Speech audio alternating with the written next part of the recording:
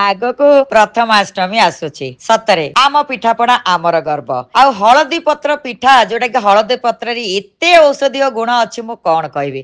ପ୍ରଥମେ କଣ କରିବା ଗୋଟେ କପ୍ ବିରି ବତୁରି ଦେବା ଆଉ 2 କପ୍ ଚାଉଳ ବତୁରି ଦେବା ତାପରେ ନଡିଆ ପୁରଟା କରିଦବା ଘିଅ ଟିକେ ଦେଇଦବା ନଡିଆ କୁର ଦେଇଦବା ଗୁଡ ଦେଇଦବା ଦେଇଦେଇକି ତାକୁ ଭଲ ଭାବରେ ଟିକେ ଭାଜିଦବା ଭାଜି ଦେଇକି ପୁରା ପୁରି ପାଣି ମରିଗଲା ଟାଇମରେ ସେ ସମୟରେ ଟିକେ ଅଦା ଆଉ ଟିକେ ଗୋଲମରିଚ ତାର ଛେଚାଟା ପକେଇବେ ତାର ଗୋଟେ ବାସ୍ନା ନିଆରା।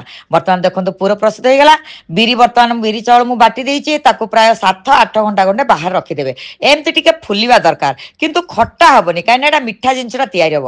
ତାପରେ ସ୍ୱାଦ ଅନୁସାରେ ଲୁଣ ଦେଇଦେବେ ତାପରେ ହଳଦୀ ପତ୍ରକୁ ଏମିତି କାଟି ଦେଇକି ତାକୁ ଭଲକି ସଫା କରିଦେବେ ତା ଭିତରେ ଏମିତି ହିଁ ପୁର ଦେବେ ପୁର ଦେଇକି ତାକୁ ବର୍ତ୍ତମାନ ସିଝେଇ ଦେବେ ପାଣିଟା ଫୁଟିଗଲା ପରେ 15 ମିନିଟ୍ ପରେ ସେ ସିଝିଯାଏ। କିନ୍ତୁ ଏଇ ବର୍ଷ ଗୋଟେ ସ୍ପେସିଆଲ ମୁଁ ଆଣିଛି ଯୋଉଟା କି ଲୁଣିର ହଳଦୀ ପତ୍ର ପିଠା ତା ଦେହରେ ପୁର ରହିବନି ତା ଦେହରେ ଟିକେ ବୁଟ ଡାଲି ପକେଇଦବା ଭୃଷଙ୍ଗ ପତ୍ର ଧନିଆ ପତ୍ର ଅଦା କଞ୍ଚା ଲଙ୍କା ଛେଚା ଏମିତି ଆଉ ସ୍ୱାଦ ଅନୁସାରେ ଲୁଣ ଦେଇଦେବେ ଆ ଦେହରେ କିନ୍ତୁ ହିଙ୍ଗୁ ଦେବେନି ହିଙ୍ଗୁ ଦେଲେ ବିଲକୁଲ ଟେଷ୍ଟ ଲାଗିବ ନାହିଁ।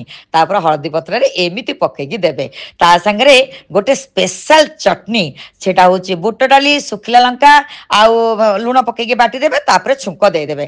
ଆପଣ ମାନେ ନିହାତି ଏଇ ଏଣ୍ଡୁରି ପିଠା ଲୁଣିଟା ବନାନ୍ତୁ କେମିତି ଲାଗିଲା ମତେ ତ କମେଣ୍ଟରେ ଜଣେଇବେ। ଆମର କଟକ ବାଲିଯାତ୍ରା ଚାଲିଛି ଷ୍ଟଲ ନମ୍ବର 276 ରେ ଆପଣ ମାନେ ମଧ୍ୟ ପାଇପାରିବେ। Love you all God bless you thank you so much.